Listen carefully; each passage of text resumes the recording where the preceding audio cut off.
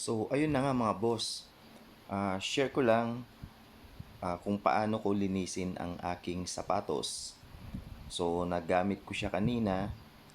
Then, nadumihan yung outsole niya. So, ito yung ginagawa ko.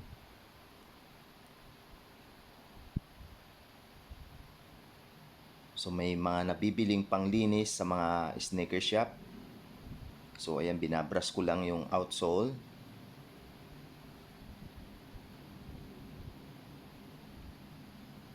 Huwag na huwag niyong lalabahan ang inyong mga sapatos para hindi mawala yung pandikit niya.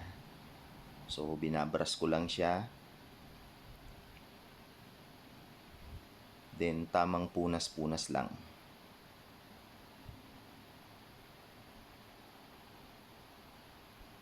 Then, after, pwede na nating itago sa ating cabinet. So, ito pala yung dati kong Kobe 8. Sa hilig kong maglaba, ito yung nangyari sa kanya. Pag binabasa nyo ang sapatos, nawawala yung pandikit niya. Kaya wag na wag nyong lalabahan ang mga sapatos. Tamang punas-punas lamang. Yun lang po. Thank you for watching.